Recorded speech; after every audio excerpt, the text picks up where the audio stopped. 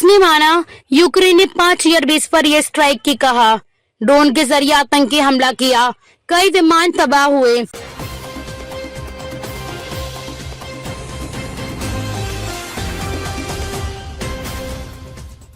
नमस्कार, मैं अंजना और आप देख रहे हैं एमएस न्यूज 24 देश की आवाज। आइए बढ़ते हैं आज की बड़ी खबर की ओर। रूस ने माना, यूक्रेन ने 5 एयरबेस पर एयर स्ट्राइक की कहा।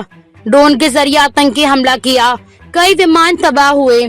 रूसी रक्षा मंत्रालय ने रविवार को पुष्टि की कि यूक्रेन द्वारा किए गए ड्रोन हमलों में देश भर के 5 सैन्य एयरबेस को निशाना बनाया गया, जिससे कई विमानों को नुकसान पहुंचा है। हालांकि कितने विमान क्षतिग्रस्त हुए हैं, इसका सटीक आंकड़ा नहीं बताया है। अपने बयान में रूसी रक्षा मंत्रालय ने यूक्रेन पर आरोप लगाया कि उसने मुर्मांस्क, इर्कुत्स्क, इवानोवो, रयाजान और अमूर क्षेत्रों में स्थित हवाई अड्डों पर FPV ड्रोन से आतंकी हमला किया। मंत्रालय ने कहा कि इवानोवो, रयाजान और अमूर क्षेत्रों के सैन्य एयरबेसों पर सभी आतंकी हमलों को नाकाम कर दिया गया। पहली बार आधिकारिक रूप से यह भी पुष्टि की गई कि कुछ ड्रोन हमले एयरबेस के बहुत पास से किए गए थे।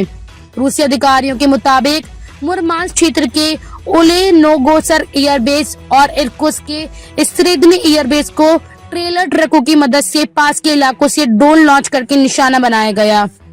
यूक्रेन ने रविवार को दावा किया था उसने रूस के 41 लड़ाकू विमानों को तबाह किया।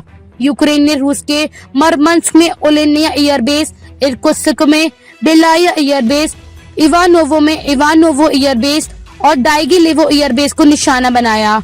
रूस का बेलाया एयरबेस यूक्रेनी सीमा से 4000 किलोमीटर से भी ज्यादा दूर है। यह रूस के साइबेरिया इलाके में स्थित है। रिपोर्ट के मुताबिक यूक्रेन की सुरक्षा एजेंसी ने इस पर हमले को अंजाम दिया, जिसमें FPV ड्रोन्स का इस्तेमाल किया गया। इसमें A-50, Tu-95 और Tu-22 जैसे स्ट्रेटेजिक बॉम्बर्स को निशाना बनाया गया। SBU की एक अधिकारी ने कहा कि यह हमला उन्होंने खुद के बचाव में किया है, क्योंकि ये रूसी विमान अक्सर यूक्रेनी शहरों पर बम गिराते हैं। रूस ने इस हमले की पुष्टि की है। शुरुआती अनुमानों के मुताबिक नुकसान की लागत $2 बिलियन अमेरिकी डॉलर हो सकती है। यह हमला ऐसे समय हुआ है जब इस्तांबुल में सोमवार को शांति वार्ता होनी है और सीमा पार झड़पें तेज हो गई हैं। यूक्रेन की सुरक्षा सेवा ने कहा कि उनके ड्रोन रूस के अंदर बहुत दूर तक गए और Tu-95, Tu-22 जैसे बड़े बम वर्षक विमानों और A-50 जैसे महंगी जासूसी विमानों को नुकसान पहुंचाया। A-50 विमान बहुत ही रेयर है और रूस के पास ऐसे सिर्फ 10 विमान हैं।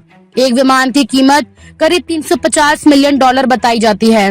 इस हमले में बेलाया नाम का एयरबेस खास तौर से निशाने पर था, जो रूस के इर्कुत्स्क क्षेत्र में भी है। वहीं ओलेनिया एयरबेस में भी आग लगने की खबरें आई हैं, लेकिन इसकी अभी तक आधिकारिक पुष्टि नहीं हुई है। Tu-95 और Tu-160 जैसे विमान पुराने जरूर हैं, लेकिन ये लंबी दूरी तक उड़ सकते हैं और कई मिसाइलें ले जा सकते हैं। ये रूस की वायुसेना के सबसे ताकतवर हथियारों में गिने जाते हैं।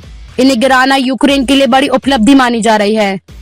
यूक्रेनी एजेंसी ने कहा कि उन्होंने यह हमला इसलिए किया ताकि रूस की बमबारी रुक सके, क्योंकि लगभग हर रात रूसी विमान यूक्रेनी शहरों पर हमला करते हैं। उन्हें उम्मीद है कि इस हमले से रूस को काफी नुकसान पहुंचा है। यूक्रेन ने यह भी कहा कि उसके ड्रोन मिशन आगे भी जारी रहेंगे। ओलेनिया एयरबेस रूस के मरमंस्क क्षेत्र में है। वहां के गवर्नर ने बताया कि दुश्मन के ड्रोन ने हमला किया, लेकिन उन्होंने भी ज्यादा जानकारी साझा नहीं की। सोशल मीडिया पर एक वीडियो वायरल है, जिसमें एक ट्रक से FPV ड्रोन को उड़ान भरते हुए देखा जा सकता है। SBU इस हमले के लिए लगभग 18 महीने से तैयार कर रही थी। उन्होंने इस ऑपरेशन का नाम स्पाइडर वेब रखा था। इस मिशन की निगरानी खुद यूक्रेन के राष्ट्रपति वोलोदिमीर जेलेंस्की कर रहे थे। वहीं ये SBU चीफ वासिल मालियोक की देखरेख में हो रही थी।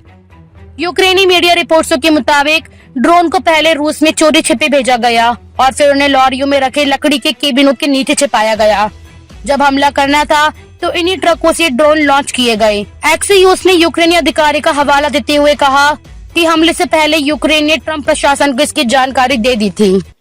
अब तक के लिए बस इतना ही। फिर मिलते हैं एक ऐसी ही बड़ी खबर के साथ। तब तक के लिए नमस्कार और देखते रहिए MS न्यूज 24 देश की आवाज।